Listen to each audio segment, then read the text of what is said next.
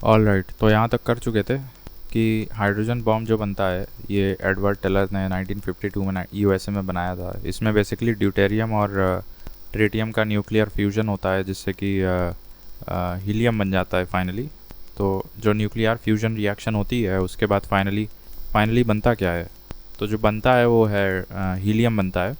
इसी बेसिस पे अपना हाइड्रोजन बॉम्ब काम करता है। तो ये यूएसए 1952 में बनाया गया था एडवर्ड टेलर के द्वारा। अब यूरेनियम की अगर बात करें तो it is the first radioactive element in a very long chain of series of radioactive elements that continuously decay until a stable element that is lead is formed. ठीक है, तो इसमें clear है, ये बात समझ में आ गई। Generally those elements whose atomic number is above 80 are called as radioactive elements except promethium एक एक्सेप्शन है जिसका 61 है atomic number. Atomic number is above 80 वाले देखने हैं। तो एक एक्सेप्शन है प्रोमीथियम और एक है टेक्नेशियम दैट उसका 43 है। तो एक का 61 है और एक का 43 है, तो 61 और 43 ये दो एक्सेप्शंस आपको मान के चल रहे हैं कि these two are also radioactive, however their atomic numbers are less than 80 while tritium is radioactive isotope of hydrogen। तो ये तो हमको पता ही था। तो एक का था 61 और एक का था 43। प्रोमीथियम दैट इज़ 61 और technetium that is 43। So both of these are also radioactive। All right, now bomb वाली श्रेणी का जो यूरेनियम होता है वो बहुत ही एनरिच करके बनाया जाता है बेसिकली। तो यूरेनियम 235 का एनरिचमेंट किया जाता है enrichment after enrichment until we achieve a enrichment of above 90%. Only then uranium 235 can be transformed into an atomic bomb. So instead of about 3.5 to 5% enrichment in a power plant, इतना enrichment किया जाता है तुम्हारा energy generation के लिए। और natural uranium 235 contains only about 0.7% of uranium 235। जो हमारा जो बेसिकली नेचुरली हम लोग ले आते हैं ना, मतलब पिच ब्लेंड वगैरह और से, तो उसमें कितना मिलेगा आपको? उसमें तो हार्डली 0.7% ही मिलेगा 235 यूरेनियम 235। उसको तुम्हें एनरिच करते जाना है 3-4-5% तक एनरिच कर दिए तो तुम्हारा पावर जनरेशन में इस्तेमाल हो जाएगा। और 90% तक एनरिच कर दिए तो फिर उससे तुम न्यूक्लियर बॉम्ब्स वगैरह बना सकते हो, मिसाइल्स वगैरह बना सकते हो। ठीक है जी, तो यही बताने की कोशिश कर रहे थे what actually is meant by uranium enrichment. इसके बाद ध्रुव, पूर्णिमा और साइरस। मैं फिर से बोल रहा हूँ DPC, ध्रुव, पूर्णिमा और Cirus. Dhruva, Purnima, Cirus, Dhruva, Purnima, Cirus. These are Indian research reactors. Research या एक्सपेरिमेंटल इंडियन रिसर्च रिएक्टर्स हैं। Cirus which is heavy water based, made by Canada, while Dhruva जो है वो हमारा इंडिजिनसली मेड है। और पूर्णिमा ये भी इंडिजिनसली मेड है बट ये प्लूटोनियम बेस्ड है। Now nobody is going to ask you like which one is which, कौन सा हैवी वाटर पे बेस्ड है, कौन सा प्लूटोनियम पे बेस्ड है, कौन सा यूरेनियम पे बेस्ड है। तो फिर भी पहले तो ये नाम ही याद कर लो तो बहुत बड़ी बात है। ध्रुव, पूर्णिमा और साइरस ये हमारे एक्सपेरिमेंटल रिसर्च रिएक्टर्स हैं, जिसमें से साइरस जो है वो कैनेडियन की मदद से बनाया गया था और I think that is heavy water based reactor. उसके बाद ध्रुव अभी देखते हैं गूगल करके, ये इंडिजिनसली मेड है और पूर्णिमा भी इंडिजिनसली मेड है। ऑल राइट, तो ध्रुव भी इंडिजिनस है और पूर्णिमा भी इंडिजिनस है। तो पूर्णिमा प्लूटोनियम है, इसको आसान है याद करना, basically P for Purnima, P for plutonium. ठीक है, इस तरह से याद कर सकते हैं हम लोग। ध्रुव ये भी इंडिजिनस है और पूर्णिमा ये भी इंडिजिनस है। पूर्णिमा इज़ मेड फ्रॉम प्लूटोनियम और ध्रुव का तो पता नहीं, अभी देखते हैं गूगल करके। और साइरस जो है वो तो कैनेडियन है और हैवी वाटर बेस्ड है। तो एक बार ये देख लेते हैं, ये जो ध्रुव है हमारा indigenous reactor, Indian is based on which radioactive element. All right, so the Dhruva reactor at the Bhabha atomic research centre uses metallic natural uranium as its fuel. Okay, अगर यहीं पे अगर हम ये बदल दें, ध्रुव की जगह हम लोग लिख देते हैं जैसे पूर्णिमा, तो इसमें देखते हैं क्या बोलता है। ये प्लूटोनियम ऑक्साइड यूज़ करता है। ठीक है, चलो ठीक है, तो एटलीस्ट ये सही आंसर दे रहा है। तो साइरस हो गया हैवी वाटर बेस्ड एंड वो कैनेडियन की मदद से बनाया गया था। पूर्णिमा तो हमारा इंडिजिनस है जो कि प्लूटोनियम बेस्ड है, और ध्रुव भी हमारा इंडिजिनस है जो कि यूरेनियम बेस्ड है। ठीक है, तो यहाँ चाहो तो लिख दो आप ध्रुव, ये uranium. All right, moving on. So after that we have to read Indira Gandhi centre for atomic research, ये कलपक्कम तमिलनाडु 1971 में बनाया गया था, funded by department of atomic energy. Kalpakkam मोटा मोटा याद रखो तमिलनाडु में है, और यहीं पे इसको Indira Gandhi centre for atomic research भी बोलते हैं, या कलपक्कम एटॉमिक पावर प्लांट भी बोलते हैं। तमिलनाडु में 1971 year is important because Kalpakkam तो सबको पता है कि तमिलनाडु में है। Then Harish Chandra research institute, ये तुम्हारा प्रयागराज में है। It was also funded by department of atomic energy. तो can you tell me 2 institutes which are funded by department of atomic energy? एक हरीश चंद्र रिसर्च इंस्टीट्यूट है, ये प्रयागराज में है, ठीक है। हरीश चंद्र रिसर्च इंस्टीट्यूट प्रयागराज, देखते हैं, HRI बोलते हैं इसको, ये इसका पेज है। Harish Chandra research institute is dedicated to research in mathematics and theoretical physics located in Prayagraj, Uttar Pradesh in India, ठीक है। तो ये हो गया। अब हरीश चंद्र वाला प्रयागराज में है, जबकि Indira Gandhi centre for atomic research Kalpakkam Tamil Nadu 1971 में बनाया गया था। Both of these institutes are funded by department of atomic energy. Alright, then there are 7 heavy water plants in India. इसके नाम रट लो, थाल तालचेर, हजीरा मनुगुरु, कोटा, बरोडा, ट्यूटिकोरिन, ठीक है। And the following bodies come under the department of atomic energy, सातों के सातों आ जाते हैं इसके अंतर्गत। अच्छा, कुछ ऑफिसेस के नाम मैं बता रहा हूँ और ये कहाँ पे हैं ये देख लो।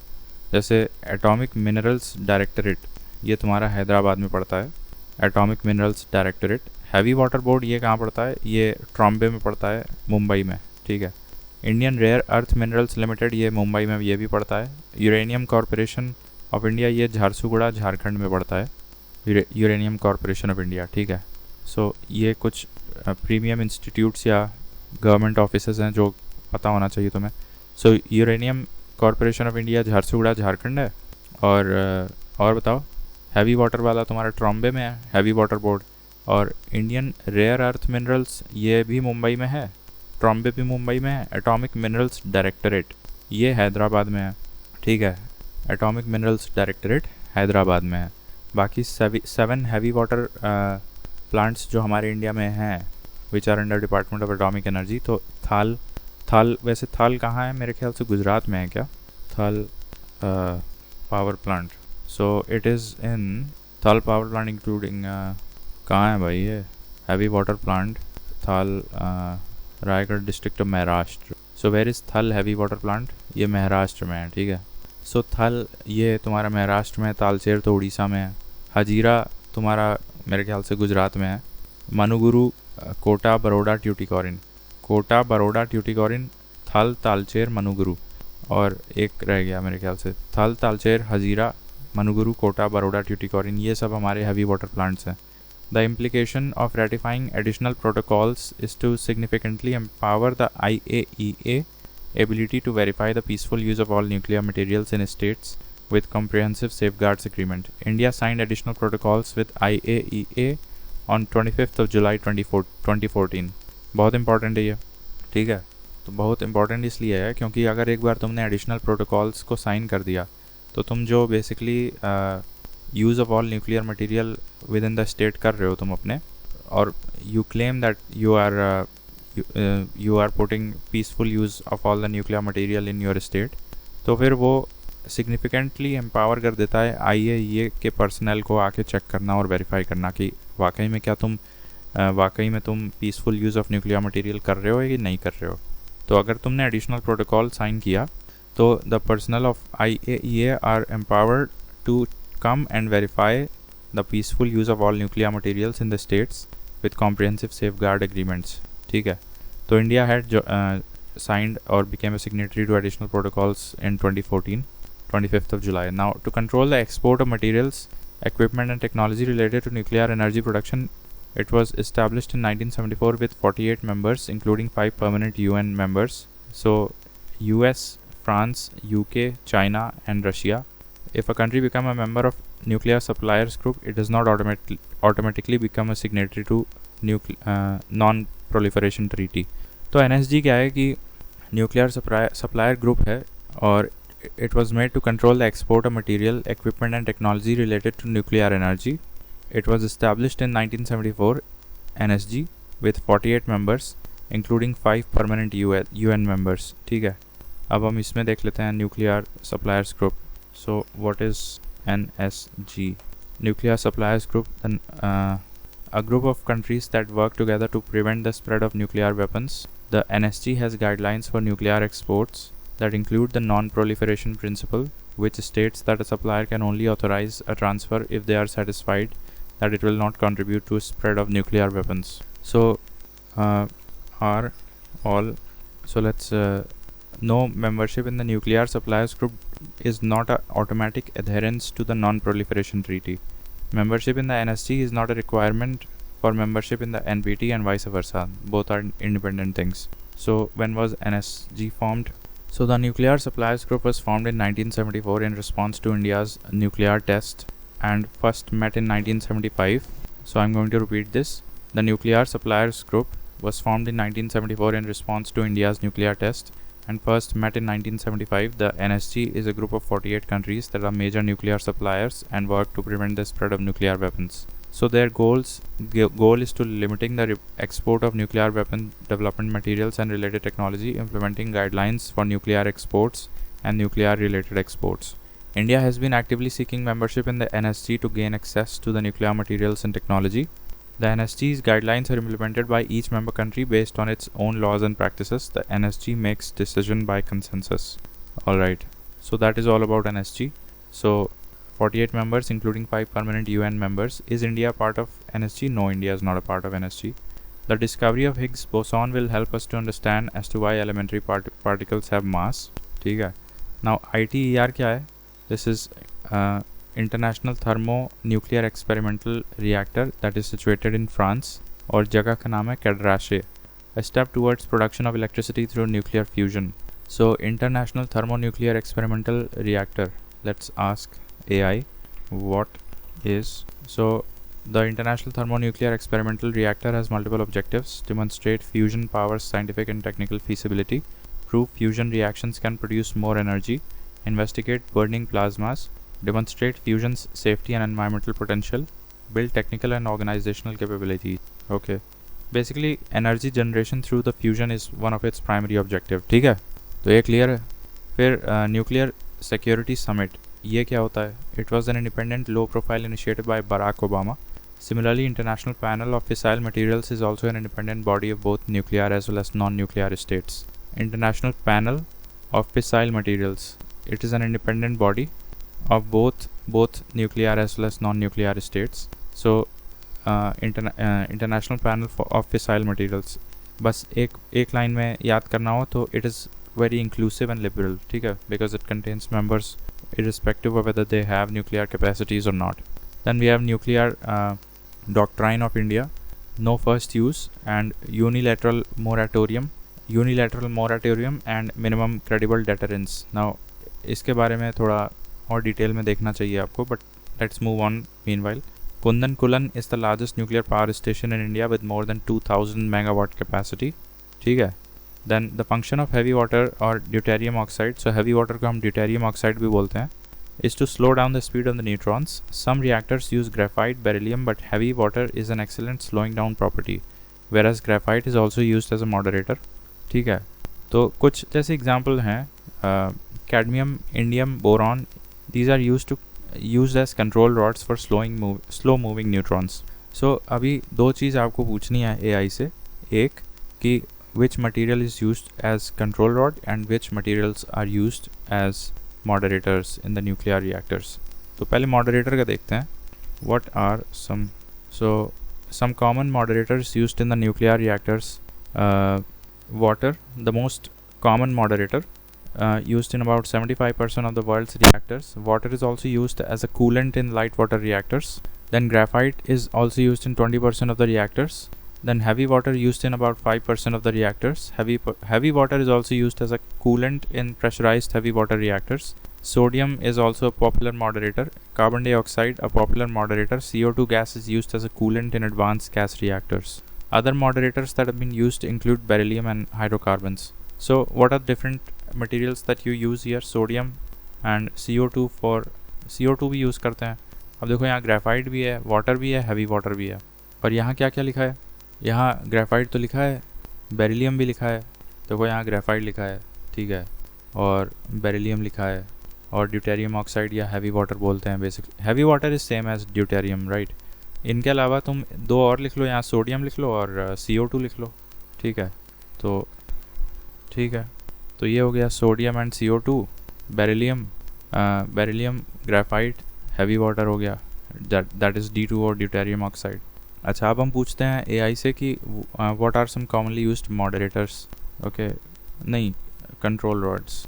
अब ये कंट्रोल बोरॉन, इंडियम और silver, cadmium, boron, indium, silver, ये चार हैं, आपको ये याद रखना है। कंपाउंड्स और alloys like high boron steel, zirconium diboride and titanium diboride, these elements have the ability to several neutrons without fissioning themselves। अच्छा, ठीक है, तो देखो जैसे ये क्वेश्चन आया है, इसका आंसर बताना, खुल नहीं रहा है। एनीवेज, तो यहाँ आप 3-4 नाम याद कर लो। बोरॉन हो गया, इंडियम हो गया, कैडमियम हो गया। बोरॉन, इंडियम, कैडमियम, 3 तो याद रखो ही एज कंट्रोल रॉड्स, ठीक है। कैडमियम, इंडियम, बोरॉन, ठीक है। नाउ कल्पक्कम मैंने बताया, कुंदनकुलम इज़ द लार्जेस्ट। अब ये कल्पक्कम, ये क्या है, फास्ट ब्रीडर रिएक्टर है, इन सीस्मिक जोन 2 में है ये, तमिलनाडु। जबकि नरोरा जो है ये बुलंदशहर उत्तर प्रदेश में है, on the bank of river Ganga, but this is seismic zone 4। Now Kakrapar की बात करें अगर, तो ये गुजरात में है, काकरापार सूरत गुजरात में है, while Trombay and Mumbai is famous for BARC. Trombay में क्या है, मैंने नीचे भी अभी बताया था कि प्रेशराइज्ड हैवी वाटर, मेरे ख्याल से बोर्ड है, क्या है नीचे, ये क्या है, हैवी वाटर बोर्ड, ट्रॉम्बे, ठीक है। तो ट्रॉम्बे में तुम्हारा बार्क भी है, BARC, that is Bhabha atomic research centre. Fast breeder reactor eight कल्पाक्कम, Tamil Nadu uses plutonium carbide and uranium carbide as fuel and liquid sodium as coolant, ठीक है। Also a breeder reactor is one which produces more fissile material then it Burns. सो ये बहुत important point है। पहले आपको पता होना चाहिए कि Kalpakkam which is in Tamil Nadu, it is an example of breeder reactor. Then you should know that what is the definition of breeder reactor, that it generates more fissile material than it burns. A breeder reactor is one which produces more fissile material than it burns, and the Kalpakkam in Tamil Nadu is a breeder reactor and it uses plutonium and liquid sodium as coolant, ठीक है। इसके बाद operation smiling Buddha, ये तुम्हारा हमारा जो India का पहला पोखरन फर्स्ट था टेस्ट, न्यूक्लियर टेस्ट, 1974 18 मई को हुआ था। और ऑपरेशन शक्ति, ये तो तुम्हारा 1998 में पोखरन सेकंड हुआ था वाजपेयी सरकार में, जबकि ये तो तुम्हारा मेरे ख्याल से इंदिरा गांधी सरकार में हुआ था, ठीक है। अब सिंटिलेशन काउंटर क्या होता है, it is a device to detect and measure ionising radiation. To measure the ionising radiation we use scintillation counter. Then sun में क्या होता है, फ्यूजन ऑफ हाइड्रोजन होता है in the core to form helium atom. Fusion and gravitational contraction are two main source of energy for the sun and stars.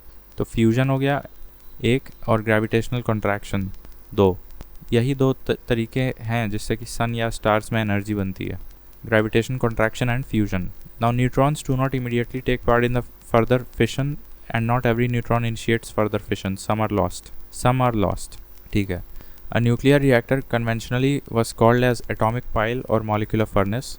ये तो बाद में शब्द बना था, बट इनिशियली एटॉमिक पाइल बोलते थे, एटॉमिक पाइल या फिर मॉलिक्यूलर फर्नेस, ठीक है। Cyclotrons are used to accelerate positively charged particles, that is alpha particles, deuteron या फिर प्रोटॉन्स। मेन चीज़ यही है बस, to accelerate the positively charged particles cyclotrons are used. Then 2 physicists of University of Germany, Gunter and Alphonse, claimed that they had propelled microwave photons faster than the speed of light, which is a violation of Einstein's theory of relativity, which states that nothing can exceed the speed of light। तो ये German के 2 scientists थे या फिजिसिस्ट्स थे, Günter and Alphons. इनका experiment एक बार देख लो। अच्छा, ये क्वेश्चन देख लेते हैं एक बार। The control rods used in the reactor of a nuclear power plant are made of control rods. तो कंट्रोल रॉड्स तो बोरॉन का होता है ना, बोरॉन का होता है, जबकि हमने बताया था मॉडरेटर अलग चीज़ होती है। बोरॉन, इंडियम, कैडमियम, ये बताया था ना, बोरॉन, इंडियम, कैडमियम, ये कंट्रोल रॉड्स होते हैं, जबकि मॉडरेटर में ग्रेफाइट, बेरिलियम और क्या होता है, ग्रेफाइट, बेरिलियम, सोडियम भी यूज़ किया जाता है as a coolant, water, deuterium, ये सब यूज़ किया जाता है as moderator. Now I had to ask Gunter and Alphonse experiment, right? हाँ, तो what was microwaves fastest photons flout the speed of light limit. So can anyone explain that in simple terms? Explain. Okay, so Gunter and Alphonse are physicists who did experiments related to the speed of photon. They studied a phenomenon called quantum tunneling. Quantum tunneling से जुड़े हैं पहली बात तो ये आप याद रखो, where photons seem to travel faster than the speed of light for a very short distance. Normally, nothing can travel faster than the light in a vacuum, a fundamental rule in physics, but in their experiments, when photons encountered a barrier like a wall or material they shouldn't pass through easily, some photons appeared to tunnel through it and emerge on the other side faster than expected. This did not mean the photons were breaking the speed of light. Instead, it's more like they were taking a shortcut through the barrier thanks to quantum effects. It is an unusual and tricky concept, but it doesn't violate the rules of physics as it is specific to the strange behavior of quantum particles like photons. Alright, तो ये बहुत ही अच्छा है. Quantum tunnelling phenomenon आप इसको ज़रूर लिख लेना वहाँ पे, ठीक है? यहाँ मैं लिख लेता हूँ. Claimed that they had propelled microwave photons faster than the speed of light, which is a violation of Einstein's theory of relativity, which states that nothing can exceed the speed of light. तो यहाँ by what phenomenon? The phenomenon is quantum tunneling. Okay, all right. अब इसके बाद यहाँ से देखो Rutherford ने क्या डिस्कवरी किया था. Now Rutherford once said in the Royal Society that man will never be able to get the nuclear energy. Further, he rejected the Einstein's mass energy equation. तो ये दो चीज़ आप याद रखो, इन्होंने रिजेक्ट किया था. ये थोड़े नेगेटिव इंसान लग रहे थे बिकॉज ये भी रिजेक्ट कर दिया और ऐसी भी नेगेटिव बातें बोलते हैं. रॉयल सोसाइटी के मेंबर थे ये, जहाँ इन्होंने बोला था कि man will never be able to get the nuclear energy. फिर ये थे एक H.A. बेथे 1938 में discovered that nuclear reactions that power up the sun and stars. So H.A. Bethe ने क्या डिस्कवर किया था? व्हाट डिड, अरे ये क्या आ रहा है यार. सो a German American physicist best known for discovering the process that powers stars including our sun. 1939 he developed the theory of nuclear fusion in stars, specifically describing how stars convert hydrogen into helium, releasing enormous amounts of energy in the process. This is known as Bethe-Weizsäcker cycle or the carbon nitrogen oxygen cycle. ठीक है, carbon nitrogen oxygen cycle. His work explained how stars generate their light and heat, solving a major mystery in the astrophysics. For this groundbreaking discovery, Bethe was awarded the Nobel Prize in 1967. H.A. Bethe. So you should write a little more than simply that. कि ये तो ठीक है कि explained and discovered the nuclear reactions that power up the sun and stars, but ये और थोड़ा लिखना ज़रूरी है कि his work explained how stars generate their light and heat, solving a major mystery in astrophysics. For this groundbreaking discovery, he was awarded the Nobel Prize in Physics in 1967, and he called the cycle as carbon nitrogen oxygen cycle.